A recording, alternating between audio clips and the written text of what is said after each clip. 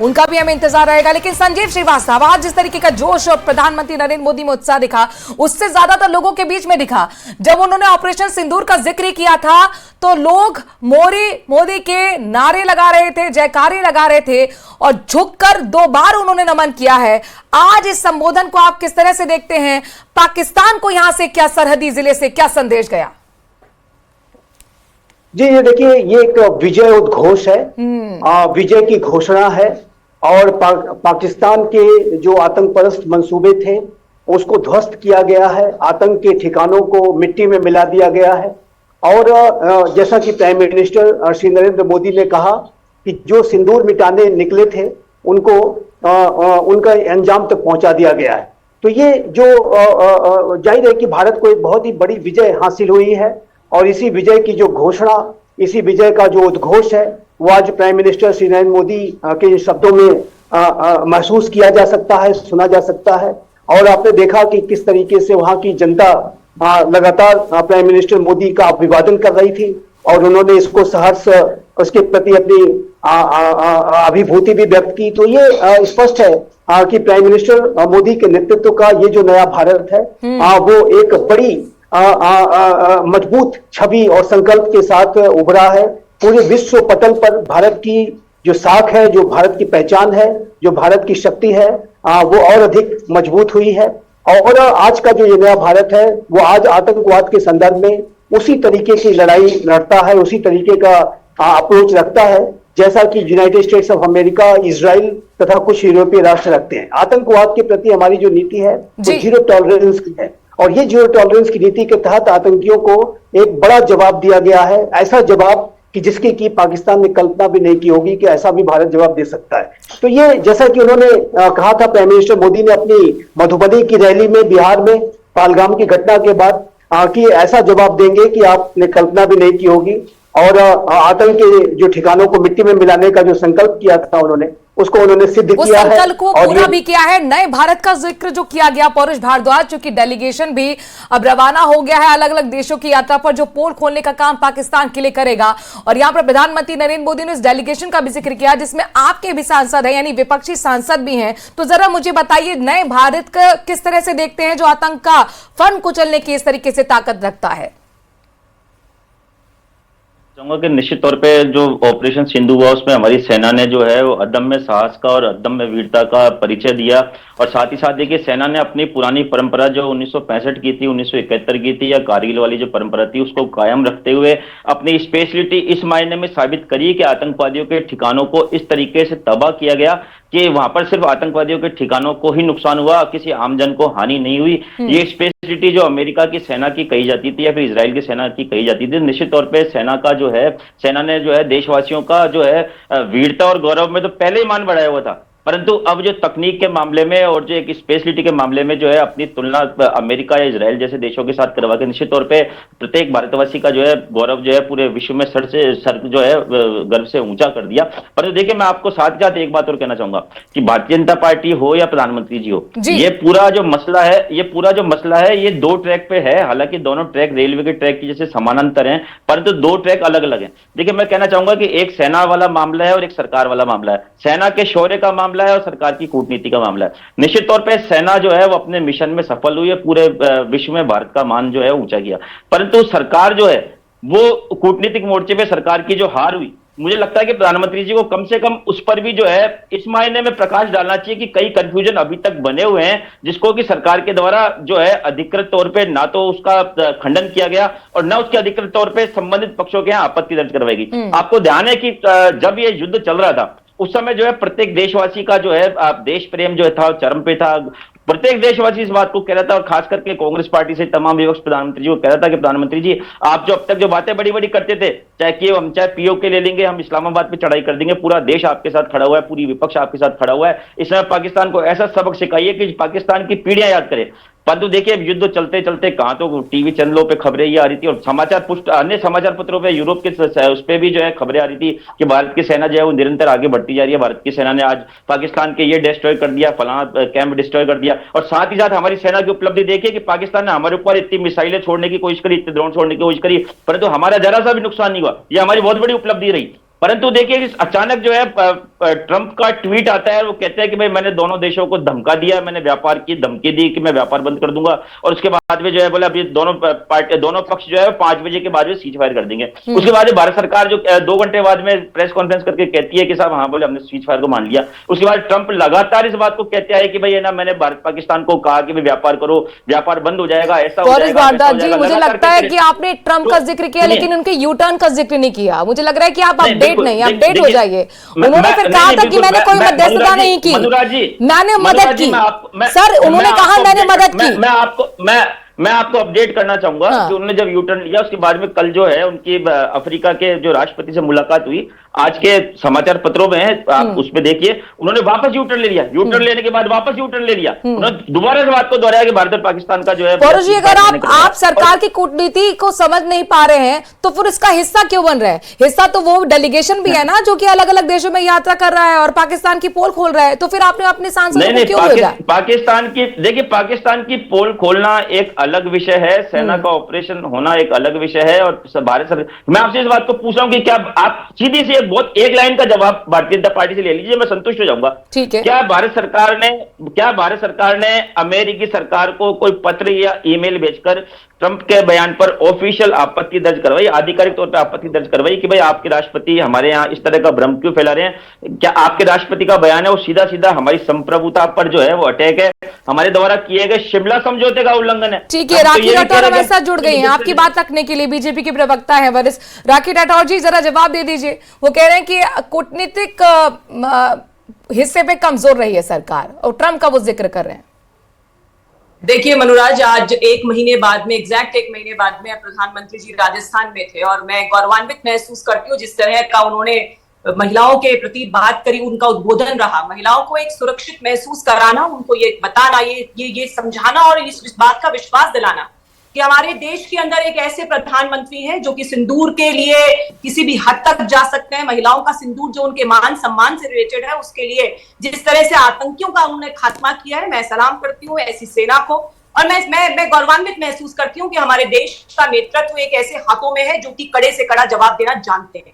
तो इसलिए सबसे पहले जो है वो महिलाओं की मैं बात करना चाहूंगी कि महिलाओं ने जिस तरह से लगातार विश्वास था, हमने बाद में भी देखा, इस हमले के बाद भी देखा कि महिलाओं को मोदी जी पे विश्वास था कि वो कहीं ना कहीं ऐसा काम करेंगे जिससे आतंकी जो है उनको नेस्तनाबूद किया जा सके, और वो काम भी किया। एक मिसाल कायम की, अपने ही देश की प्रेमिसेस में रहते हुए 9 आतंकी ठिकानों को डिस्ट्रॉय करना, 11 एयर बेसिस को डिस्ट्रॉय करना, हमारे देश की टेक्निक का, यहाँ की जो टेक्नोलॉजी बहुत अच्छे से जो हमने डेवलप की है पिछले कई सालों से, जो देश के अंदर काम हो रहा है, उसका हम लोगों ने यहाँ पे प्रदर्शन किया और सभी देशवासी गौरवान्वित हैं। देखिए प्रियदर्शी जी बहुत सारी बातें कहती हैं, लेकिन जैसे पोल हम कहते हैं पाकिस्तान की खुलती है, वैसी जैसे जैसे इनकी बातें आगे बढ़ती है वो कांग्रेस की भी पोल खुलती जाती है। कांग्रेस की पोल इसलिए खुल जाती है कि उनको लगता है कि आज क्यों देश एकजुट हो गया, क्यों ऐसा हुआ कि देश का जो पूरा विश्वास है वो प्रधानमंत्री जी पर हो गया। ये समस्या जो है वो कांग्रेस पार्टी के साथ है और इसीलिए वो जब कोई बात कहते हैं तो उसमें किंतु परंतु ऐसा वैसा। मुझे लगता है कि अगर प्रधानमंत्री जी की बात पे आपको विश्वास नहीं है, अगर आपको जो एक्सटर्नल अफेयर मिनिस्ट्री है उसकी बात पे विश्वास नहीं, लेकिन सेना की बात पे तो विश्वास होगा। 11 मई का वो दिन था जब हमारे देश के डीजीएमओ ने एक प्रेस कॉन्फ्रेंस करके इस बात को बताया था कि किस तरह से सीज फायर का पूरा प्रकरण चला। मुझे लगता है सेना के ऊपर अविश्वास का एक पुराना इतिहास कांग्रेस पार्टी का रहा है, इसीलिए शायद इस बार भी ऐसा हुआ। आपको सेना के मामले में बोलने का हक नहीं है राखी जी।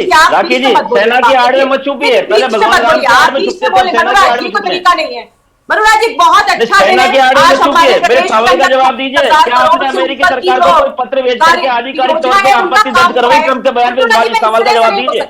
सेना के शौर्य पे किसी को शक नहीं है, सेना की आड़ में नहीं छुप सकते आप, सेना की आड़ में अपनी विफलता नहीं छुपा सकते आप। देखिए नहीं कोई विफलता नहीं है, सब सफल है, विफल है तो सिर्फ नहीं सरकार की विफलता की बात हो रही है। सेना ने तो हमारा विफल आदमी अगर कोई है तो वो कांग्रेस पार्टी का है, आपके युवराज है, इससे विफलता की बात नहीं करें। मनुराज देखिए इस तरह ये बताइए, राष्ट्र हित पर आप साथ हैं पौरुष जी, आप राष्ट्र हित में साथ है ना? आपने कहा कि हम साथ हैं, आपने कहा हम साथ हैं। अरे सुनिए ना, आप कह रहे हैं हम साथ हैं। हम कौन सा शुरू साथ से है ही सरकार मनोराज? के साथ ये खड़े कौन थे, सा साथ है? खड़े हैं और अपनी खड़े और रहेंगे। फर्क है परंतु ना, आपका कि ध्यान एक बात पे पाकिस्तानियों आकृष्ट को करना चाहूंगा मैं खुली है। कि जिस समय ये युद्ध चल रहा था कांग्रेस पार्टी उसमें की भारतीय जनता खुली है, पार्टी का इसके प्रकरण के अंदर पौरुष जी, आप लगातार समांतर तरीके से बोलेंगे तो फिर कैसे? नहीं सुनिए ना पौरुष जी, एक मिनट पौरुष जी, पौरुष जी इतना एग्रेशन क्यों? पौरुष जी इतना एग्रेशन क्यों? पौरुष जी एक मिनट पौरुष जी, पहले मेरी बात सुनिए। इतना एग्रेशन क्यों? इतना एग्रेशन क्यों? ये एग्रेशन पाकिस्तान के खिलाफ होगा तो बेहतर होगा। राष्ट्र हित सर्वोपरि है, आप भी साथ में हैं, या आपने भी कसम खाई और आपने ये बात खुले मन से कही है। एक मिनट, जब आपके सवाल का वो जवाब दे रही है तो सुन लीजिए सर। जब वो आपके सवाल, आप ही ने सवाल किया ना कि बीजेपी बता दीजिए, अब जब बीजेपी बता रही है तो सुन लीजिए, उसके बाद आपका कोई काउंटर क्वेश्चन हो अपना रख दीजिएगा। राखी जी कंटिन्यू। थैंक यू मनोराज, मुझे लगता है कि आप पौरुष के बीच में इंटरफेयर नहीं करेंगे मुझे, लेकिन देखिए जिस तरह से राहुल गांधी जी के स्टेटमेंट और जिस तरह की भाषा का प्रयोग पौरुष जी कर रहे हैं, इन सब भाषा को पाकिस्तानी टीवी चैनल्स ने यूज किया। यूट्यूब चैनल पाकिस्तानी सारे के सारे यहाँ पे बैन किए गए, लेकिन उनका कंटेंट अगर कोई बना रहा है तो वो कौन बना रहा है? कांग्रेस पार्टी के लोग। वहां पर पाकिस्तानियों के पास में कोई भी प्रूफ नहीं है जो वो वहां क्लेम कर रहे हैं कि हमने हिंदुस्तान का ये नुकसान किया, लेकिन इनके स्टेटमेंट्स को दिखा दिखाकर ये बता रहे हैं कि देखिए विपक्ष जो है वो सरकार के साथ नहीं है। मुझे लगता है किसी भी कंट्रीज, बहुत सारे देशों की इन्होंने बात की, हर कंट्री के अंदर हर जना एक होता है जब भी कभी राष्ट्र हित की बात आती है, लेकिन हमारे देश में जब जब कभी इस तरह की प्रॉब्लम आई है, लगातार हमने देखा कि कांग्रेस पार्टी क्वेश्चन उठाती है। 2019 में तो राहुल गांधी जी ने धारा 370 कश्मीर के लिए जो स्टेटमेंट दिया, उस समय के प्रधानमंत्री जो पाकिस्तान के थे इमरान खान, वो उस पूरे स्टेटमेंट को लेकर यूएन तक चले गए। तो मैं तो अभी भी आपसे निवेदन करूंगी, सेना पे विश्वास कीजिए। सेना ने जिस शौर्य पराक्रम का प्रदर्शन किया उसमें उनके साथ रहिए, आप डाउट्स मत क्रिएट कीजिए। और देखिए यू टर्न आपको यूएसए की बात पे विश्वास है, आपको पाकिस्तान की बात पे विश्वास है, लेकिन हमारी सेना की बात पे विश्वास नहीं है। प्रधानमंत्री जी जो कह रहे हैं और सामने दिख रहा है, आप तो इसरो के माध्यम से सैटेलाइट इमेजेस से हम लोगों ने प्रूव किया कि किस तरह से आतंकी ठिकाने हैं उनको नेस्तनाबूद किया है। उनके जो एयर बेसेस हैं उनके खराब होने के ठीक है पौरुष जी प्रूफ बार-बार मांगे गए। आर्मी के हर प्रेस कॉन्फ्रेंस को आपने सुना होगा, आर्मी ऑफिसर्स ने खुद ये बात बोली थी कि जो पाकिस्तान के डीजीएमओ हैं उनकी तरफ से पहल की गई, उनकी तरफ से कॉल आया और फिर सीज फायर की बात हुई और फिर सीज फायर की घोषणा हुई। अब यहां पर बता दीजिए कहां से आपको ट्रंप का रोल नजर आ रहा है? क्या आर्मी ने ट्रंप की बात की? देखिए मनोराज जी मेरा सवाल भी आपसे पहले राखी जी से ये था, राखी जी मेरे सवाल पर नहीं टिक पाई, बार बार सेना की आड़ में छुप रही थी। मैं आपसे पुनः मेरी बात को कह रहा हूं कि सेना पे हमें पूरा विश्वास है और सेना के डीजीएमओ ने जो प्रेस कॉन्फ्रेंस करी उस पर भी हमें विश्वास है। आप तो मुझे आप पर 30 बात की है कि मेरी सेना और मेरी सरकार के द्वारा लिए गए फैसले करने के लिए ट्रंप जी कूद गए। क्या ट्रेनिंग दी गई है ट्रंप सरकार को कि ये मामला हमारा मामला था, इस मामले में बीच में क्यों कूद रहे हो? पाकिस्तान के डीजीएमओ ने हमारे डीजीएमओ से बात कर ली और हमारी सरकार ने निर्णय लिया कि हम युद्ध विराम करने जा रहे हैं। मेरी बात विश्वास है, मुझे इस बात विश्वास है कि निश्चित तौर पर सेना के कहने पर ही सीज फायर हुआ है। और मैं इस बात को भी मानता हूं कि कोई भी बड़े से बड़ा युद्ध हो, अंत में शांति ही उसका समाधान होती है। परंतु मेरी आपत्ति अभी भी इस बात पे है और मेरा वापस सवाल है राखी जी से कि आप इस बात पे जवाब दीजिए कि ट्रंप जो लगा।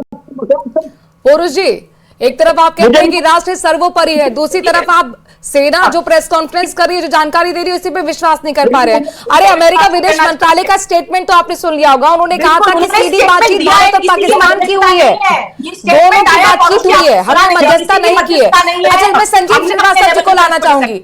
संजीव श्रीवास्तव जी डिफेंस एक्सपर्ट हैं। सर, आप डिफेंस एक्सपर्ट होने के नाते बेहतर तरीके से इस ऑपरेशन सिंदूर की बारीकियों को भी समझ पा रहे होंगे और एक भारतीय होने के नाते फक्र से सीना आपका भी चौड़ा हो रहा होगा, लेकिन जिस तरह की राजनीति यहां पर हो रही है उसको लेकर आप क्या कहेंगे?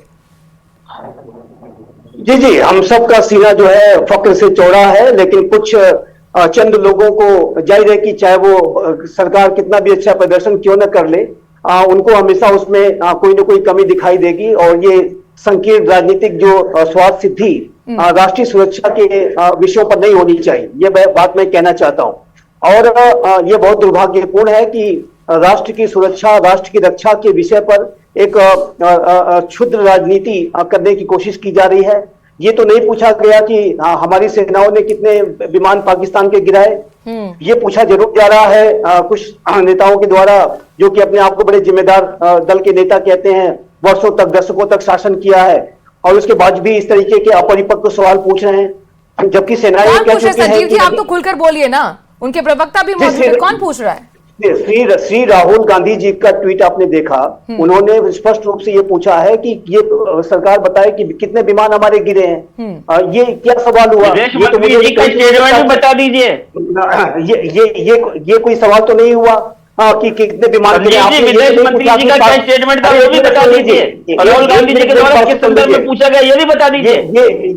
ये तो आपने नहीं पूछा कि अभी हमारी सेनाओं ने पाकिस्तान के कितने विमान गिराए हैं। पहला सवाल आप पूछ रहे हैं। आपने भाजपा से ये तो नहीं पूछा कि विदेश मंत्री ने अगर आपको आपकी सेना पर विश्वास नहीं है, उसकी सैन्य कार्रवाई, अरे परोश जी, आपको सैन्य कार्रवाई का भरोसा नहीं है कि सेना ने कैसे परास्त किया है पाकिस्तान को? अरे सेना ने बताया ना कि नुकसान नहीं कर पाए, पाकिस्तान के लोग नुकसान नहीं कर पाए, 15 सैन्य ठिकानों को निशाना बनाने की कोशिश की थी। सेना क्या था ना, अगर आपको अपनी सेना पर भरोसा नहीं है तो मुझे बताइए आप कर क्या रहे हैं? आपने डेलीगेशन भेज कैसे दिया? परोश जी, मुझे एक सवाल का जवाब दे दीजिएगा। संजीव जी एक मिनट, परोश जी, मेरा आपसे सवाल है, अगर आपको सेना की कार्रवाई पर भरोसा नहीं है तो फिर आखिरकार फिर क्या ये दोगलापन नहीं माना जाए कि एक तरफ आप डेलीगेशन में कांग्रेस के सांसदों को भी शामिल कर देते हैं, विदेश यात्रा पे भेजने के लिए राजी हो जाते हैं, दूसरी तरफ आपके सवाल खत्म नहीं हो रहे हैं? कभी कहते हैं कि नुकसान जो हुआ वो बताइए, पाकिस्तान सेना ने जो किया है, फिर आप कहते हैं कि ट्रंप का क्या रोल रहा है, जबकि विदेश मंत्रालय की तरफ से क्लियरेंस मिल चुकी है, ट्रंप भी यू टर्न ले चुके हैं। आपको भरोसा नहीं है फिर भी आप डेलीगेशन भेजिए, दोगलापन नहीं है? मुझे बताइए। मनु जी, मुझे बताइए कि क्या मीडिया का ये दोगलापन नहीं है कि सरकार से ये सवाल करने की बजाय कि क्या आपने ट्रंप सरकार को कोई पत्र लिख करके आधिकारिक ऑब्जेक्शन कराया नहीं कराया? क्या मीडिया का दोगला रवैया नहीं है कि कांग्रेस सुन लीजिए ना, कह दिया है नो ट्रेड नो टॉक, बात होगी तो सिर्फ पीओके पर। हमारे साथ खास पैनल जुड़ा हुआ है, परोश भारद्वाज कांग्रेस के प्रवक्ता है, संजीव श्रीवास्तव डिफेंस एक्सपर्ट है, राठी राठौर बीजेपी की प्रवक्ता है। राठी जी, कुल मिलाकर पीओके की बात दूसरी बार प्रधानमंत्री नरेंद्र मोदी ने की, एक बार राष्ट्र को संबोधित करते हुए यही बात कही थी, और आज बीकानेर सरहदी जिले से भी उन्होंने पाकिस्तान को यह बात कह दी है। क्या यह माना जाए कि पाकिस्तान अब जल्द ही नेस्ता नाबूद होने वाला है, टुकड़ों टुकड़ों में होने वाला है? अब पीओके जो कि हमारा ही हिस्सा है वो जल्द हमें मिलेगा? देखिए मनोराज, पीओके हमेशा से हमारा ही हिस्सा था, हमारी हमेशा से ये काम, हमने हमेशा अपने मैनिफेस्टो में इस चीज को ऐड किया कि पीओके को हमारे भारत का हिस्सा हम मानते हैं और उसको लेने का काम करेंगे। इस बार न केवल हमने 9 आतंकी ठिकानों को खत्म किया, उसके अलावा जिस तरह से ट्रीटीज थी, सिंधु जल समझौता, आज ही आपने अखबार में पढ़ा होगा कि वहां पे किस तरह का हुड़दंग पानी की वजह से हुआ। तो न केवल हम आतंकीवाद घटनाओं के तौर पर उनकी कमर तोड़ने के लिए काम कर रहे हैं, साथ ही जो हम उनके साथ व्यापार, जिस तरह से पानी की एक ट्रीटी की गई, और 1960 में जब ये ट्रीटी की गई मनोराज, आप देखिए कि 80% पानी जो है वो पाकिस्तान को पहुंच रहा था, 20% पानी हमारे पास आ रहा था। हमारा राजस्थान, पंजाब और हरियाणा जैसे प्रदेशों में पानी और बेहतर तरीके से आ सकता था अगर इस ट्रीटी को फेयर तरीके से किया जाता। लेकिन चलिए, किया गया, मैं पुरानी बातों पे नहीं जाना चाहती, लेकिन आज जब सिंधु जल समझौता सस्पेंड किया हुआ है हमारी सरकार ने, आप देखिएगा आगे चल के जो उनका 80% हिस्सा कृषि एरिया जो है वो इस पानी पे डिपेंडेंट है, किस तरह से उनकी एक इकोनॉमिक कमर तोड़ेगा। 23% हिस्सा जीडीपी का उनका कृषि पे डिपेंडेंट है। जब पानी नहीं पहुंचेगा तो हाहाकार मचेगा, जिसका एक दृश्य आपने आज सुबह अखबारों में देखा, किस तरह से पंजाब के गृह मंत्री का वहां घर जला दिया गया, वहां पे 2 लोगों की मौत हो गई, हुड़दंग मचा वहां पर। तो जिस तरह से पाकिस्तान पर एक स्पष्ट संदेश दिया गया, चाहे वो हमारी सेना हो, चाहे वो हमारी सरकार हो, कि हम आतंकवादियों को बर्दाश्त नहीं करेंगे, जीरो टॉलरेंस जो है वो आतंकवाद के खिलाफ रहेगी हमारी, और इसीलिए हम लोग लगातार काम कर रहे हैं, चाहे वो अभी भी जम्मू कश्मीर के अंदर अलग अलग आतंकवादियों को पकड़ने का काम हो या फिर सिंधु जल समझौते जैसे। ठीक है, सिंधु जल समझौते का जिक्र किया। परोश भारद्वाज को मैं इस बीच लेना चाहूंगी। परोश भारद्वाज जी, आपने शिवराज सिंह चौहान जो कि कृषि मंत्री हैं देश के, उनको भी सुना होगा, उन्होंने कहा था कि हमारी योजना है इस पर कि सिंधु नदी का पानी कैसे राजस्थान को दिया जाए, जम्मू कश्मीर को दिया जाए, पंजाब को, हरियाणा को दिया जाए। आपको लगता है प्रैक्टिकली ये संभव है? चूंकि सिंधु नदी पश्चिम में बहती है तो इसको मोड़ना काफी इधर आसान होगा, नहर लिंक, लेकिन काफी ये खर्चीला प्रोजेक्ट भी होगा। मैं इस बात का स्वागत करता हूं कि भारतीय जनता पार्टी ने की सरकार ने जिस प्रकार से घोषणा करी है सिंधु जल समझौते को निरस्त करने की, परंतु मैं इस बात पे पुनः इस बात को कहना चाहूंगा कि देखिए, विपक्षी पार्टी होने के नाते सरकार की कमियों की ओर ध्यान आकृष्ट करना भी हमारा फर्ज है और जनता को तथ्य से अवगत कराना भी हमारा फर्ज है। सरकार की जो घोषणा है, अगर ये कागजी घोषणा रहती है तो निश्चित तौर पर निंदनीय है, परंतु अगर इसको सरकार प्रायोगिक तौर पर अगर धरातल पर उतारती है और सिंधु जल का जो पानी है वो हमारे देश के काम आता है, जिस प्रकार से अटल बिहारी वाजपेयी जी की सरकार के समय नदियों को जोड़ने का जो प्रोजेक्ट था, इस तरह का अगर कोई लिंक या नहरें बनाई जाती है तो निश्चित तौर पे स्वागत योग्य है। परंतु मैं आपको इस मायने में राजनीति करने से रोकूंगा कि अभी इस समय की स्थिति है कि हमने सिर्फ समझौता निरस्त किया है, पानी बंद करने की हमारी स्थिति नहीं है, क्योंकि पानी का स्टोर करने की क्षमता भी हमारी है ही नहीं। यदि हम उस पानी को स्टोर करने की बात करते हैं या डाइवर्ट करने की बात करते हैं तो उसमें एक्सपर्ट ये कहते हैं कि कम से कम हमें 10 से 20 साल लगेंगे। तो मैं इस बात को कहना चाहूंगा कि आप निश्चित तौर पर आपने इस संधि को निरस्त किया, तो मैं इस बात को भी कहना चाहूंगा कि आप अपने स्टैंड पे अड़े रहिएगा। विपक्ष आपके साथ खड़ा हुआ है और साथ ही साथ कोशिश करें कि जिस काम में आपको 20 साल लगेंगे उसकी बजाय 15 साल लगे, 15 साल लगेंगे उसकी बजाय 10 साल लगे, कि ज्यादा से ज्यादा जल्दी से जल्दी हम उस पाकिस्तान का जो है वो जल बंद करके हमारे देश की कृषि के लिए, हमारे देश के जो रेगिस्तान वाले इलाके हैं जहाँ पे, या फिर जिन इलाकों में जो है ढंग का पीने का पानी नहीं है, वहां पे पानी काम आए, तो निश्चित तौर पर स्वागत योग्य है। परंतु राजनीति भारतीय जनता पार्टी को नहीं करनी चाहिए, वस्तु स्थिति से भी देश की जनता को अवगत कराते रहना चाहिए कि भाई स्थिति ये आज की तारीख में हमने कागजों में निरस्त किया है, हम कोशिश करें, हम तैयारी करें और आने वाले 5 साल 10 साल 15 साल जो भी लगे। राखी राठौर जी, कुल मिलाकर पुरुष जी कह रहे हैं कि बिल्कुल हम आपके स्टैंड के साथ ठीक है, राजनीतिक इच्छा शक्ति भी बेहद जरूरी है। अच्छा, आज जो बीकानेर को मिला है, आज जो राजस्थान को मिला है, उसका भी हम जिक्र अब डिबेट में कर लेते हैं। 26,000 करोड़ की परियोजनाओं का लोकार्पण शिलान्यास किया है। महत्वपूर्ण यह है कि बीकानेर को भी कई सौगातें मिली हैं और डिफेंसिव सामरिक दृष्टि से ये जिला बहुत महत्वपूर्ण हो जाता है अपने आप में। चाहे 7 सड़क परियोजनाओं का राष्ट्र को समर्पित करना हो, 900 किलोमीटर हाईवे का शिलान्यास करना हो और साथ ही चूरू सादुलपुर सहित 6 रेलवे लाइन की विद्युतीकरण राष्ट्र को समर्पित करना हो, डिफेंसिव इंफ्रास्ट्रक्चर को कितना मजबूती देगा? राखी राठौर जी, आप जरा समझाएं दर्शकों को। देखिए मनोराज जी, भारतीय जनता पार्टी की सरकार जो केंद्र में पिछले 11 सालों से काम कर रही है, इसकी खास बात यह है कि हम जिस चीज का शिलान्यास करते हैं उस प्रोजेक्ट का हम लोकार्पण भी करते हैं। जिस चीज की शुरुआत आदरणीय मोदी जी ने की, उसका लोकार्पण भी आदरणीय मोदी जी ही करते हैं और ऐसे बहुत सारे प्रोजेक्ट हैं। इसीलिए मैं पौरू जी से कहना चाहूंगी, जब इच्छा शक्ति के साथ जब आदरणीय प्रधानमंत्री जी सिंधु जल समझौते को सस्पेंड किया है, तो उसके लिए जो जरूरत चीज है, मैं इस बात को मानती हूँ कि इतना पानी होगा जिसका स्टोरेज करना हमारे लिए पॉसिबल नहीं होगा। अभी कुछ दिन पहले चिनाब नदी का भी पानी रोका गया, लेकिन जिस तरह से पानी की स्टोरेज की व्यवस्था करनी है उसके लिए लगातार सरकार काम कर रही है और आप देखिएगा कि आगे आने वाले भविष्य में ये पानी जो है हमारे लिए यूज होगा, क्योंकि ये हमारा हक वाला पानी था जो 1960 के बाद हमें नहीं मिला और उसके लिए जो काम करना है वो निश्चित तौर पर होगा। बीकानेर में जिस तरह से आज काम हुआ, देखिए खास बात ये कि एयर डिफेंस सिस्टम, आप ऑपरेशन सिंदूर में मानती हूँ कि इतिहास में जाना जाएगा महिलाओं के सम्मान, सिंदूर के एक सम्मान के लिए और आतंकियों पे जो कड़ा प्रहार है उसके लिए माना जाएगा। लेकिन एक साथ में ये भी होगा कि हमारे देश ने कैसे हमारे देश में बनी हुई टेक्निक को यूज करके जो पाकिस्तान के अंदर चाइना अमेरिका के जो एयर डिफेंस सिस्टम थे उनको हटाते, उनको खत्म करते हुए, उनको डिस्ट्रॉय करते हुए अपने स्वदेशी सिस्टम, चाहे ब्रह्मोस जैसी मिसाइल्स हो जो हम लोगों ने बनाई है, उसका एक जो सामने आया इसरो की मदद से, सैटेलाइट इमेजेस की मदद से उन्होंने जो काम किया वो निश्चित तौर पे टेक्नोलॉजी के लिए बहुत अच्छी चीज है। और आप इस बात को मानती हैं कि जब सरहदी एरिया में इंफ्रास्ट्रक्चर डेवलप होगा तभी तो हम काम कर पाएंगे। आज चाइना की तरफ जो अरुणाचल प्रदेश की तरफ जो बड़ा इंफ्रास्ट्रक्चर का डेवलपमेंट हुआ है उसकी वजह से वहां पे हमारा असेसमेंट इजी हुआ है। जिस प्रदेश को कह दिया जाता था यार यहाँ पे सब बंजर है, उस जगह को भी हम लोगों ने डेवलप करके हमारे लिए डिफेंस, आप देखिए डिफेंस में ना केवल हम हथियार बना रहे हैं मनोराज, हम उनको बाहर एक्सपोर्ट भी कर रहे हैं। 23,000 करोड़ से ऊपर के हथियार हमने बाहर दिए और कोई भी देश तब तक सेल्फ सस्टेन नहीं हो सकता जब तक कि वो खुद प्रोडक्शन ना करे डिफेंस के सिस्टम में। तो इसलिए हम लोगों ने वो काम किया। मेक इन इंडिया बहुत बड़ा एक योगदान रहा। हमने अपनी मिसाइलों को खुद टेक्नोलॉजी को डेवलप किया जो कि एक देश की, और देखिए इसका लोहा पाकिस्तान ने, चाइना ने, यूएसए ने, सबने माना कि हमारा डिफेंस सिस्टम ऐसा था क्योंकि स्वर्ण मंदिर की तरफ। जी, संजीव श्रीवास्तव को भी लेकर आऊंगी। सीपीईसी को विस्तार देने की बात चाइना की तरफ से कल ही कही गई है। संजीव जी, आप भी इस बात से वाकिफ होंगे। और आज जो बीकानेर की धरती से जो परियोजनाएं हैं उनको लॉन्च किया गया है, शिलान्यास किया गया है, लोकार्पण किया गया है, डिफेंस इंफ्रास्ट्रक्चर को कितनी मजबूती देगा? और सीपीईसी को जोड़ते हुए जरा हमें समझाइए।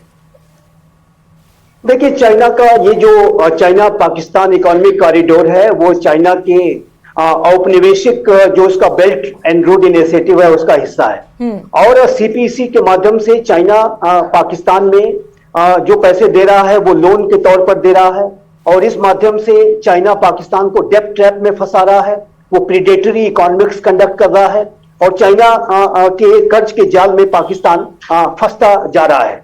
और अब चाइना इसी सीपीईसी को अफगानिस्तान तक ले जाना चाहता है, और इस चाइना के बढ़ते हुए जो साजिशों को ध्यान में रखते हुए आप जानते हैं कि जो सीपीईसी का जो प्रोजेक्ट है वो हमारे भारतीय क्षेत्र पाकिस्तान ऑक्युपाइड कश्मीर और गिलगित बल्तिस्तान में होके जाएगा। हो जाता है। तो ये इसको लेकर के भारत को हमेशा से गहरी आपत्ति रही है। तो चाइना की जो साजिशें हैं उसको ध्यान में रखते हुए और जिस तरीके से पूरा पाकिस्तान चाइना की जद में आता जा रहा है, और जैसा कि मैंने कहा कि चाइना की मंशा पाकिस्तान को एक उपनिवेश के तौर पर डेवलप करने की है, उसको ध्यान में रखते हुए भारत को अपने जो इंफ्रास्ट्रक्चर के जो प्रोजेक्ट्स हैं, अपने जो कनेक्टिविटी के जो प्रोजेक्ट्स हैं उसको लगातार तेज गति से आगे बढ़ाना होगा।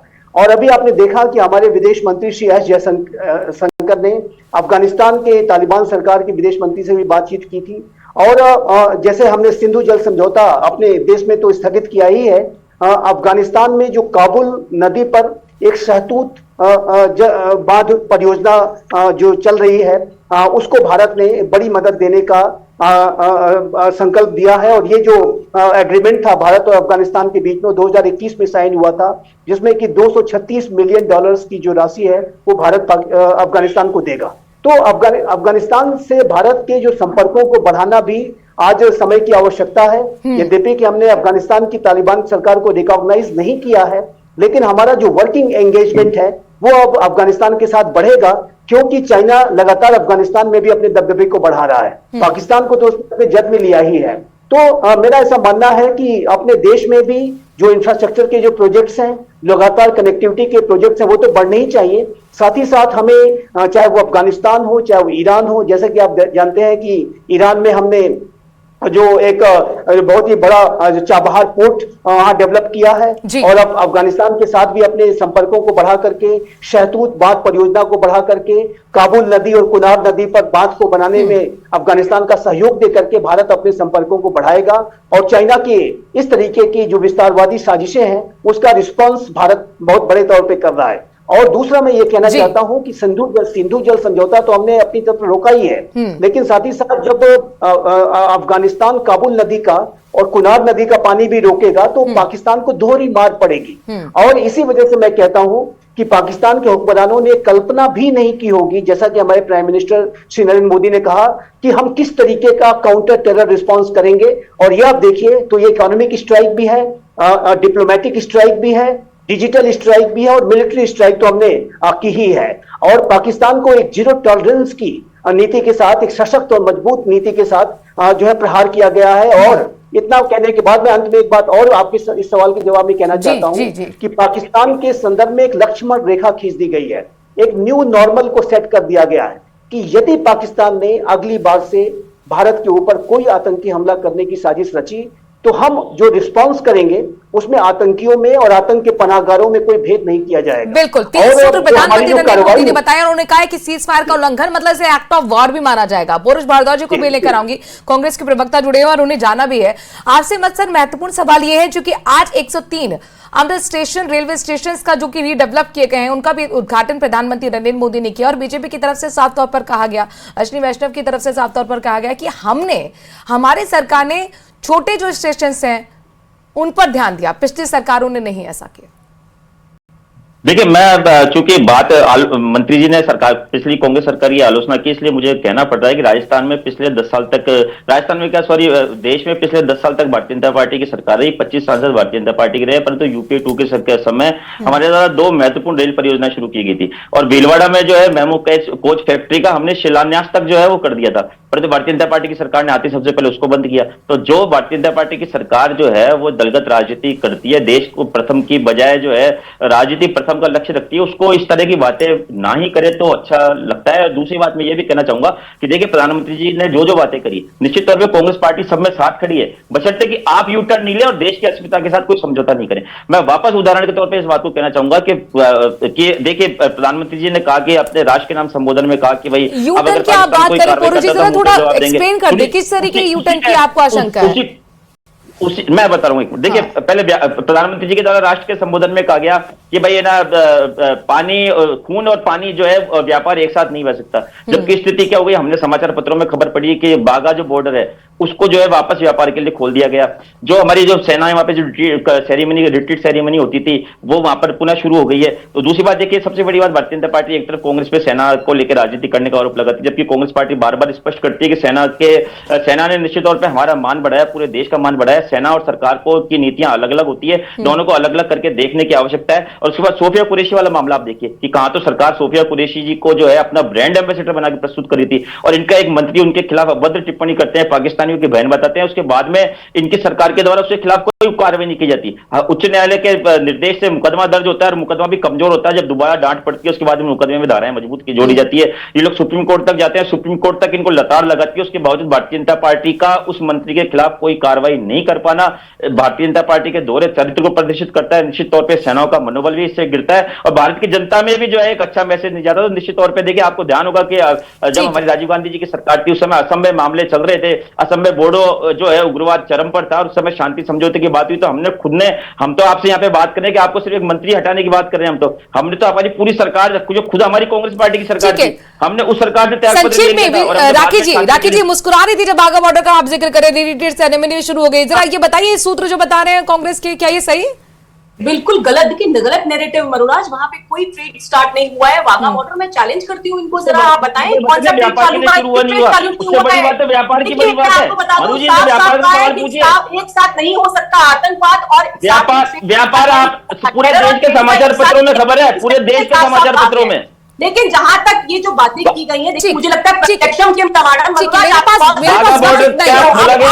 सभी मेहमानों का बहुत बहुत शुक्रिया, संजीव जी बहुत बहुत शुक्रिया, पोरस जी बहुत बहुत शुक्रिया, राखी जी आपका भी बहुत बहुत शुक्रिया। इस बीच एक ब्रेकिंग न्यूज आ रही है, अपने दर्शकों को बता दें कि जो टीम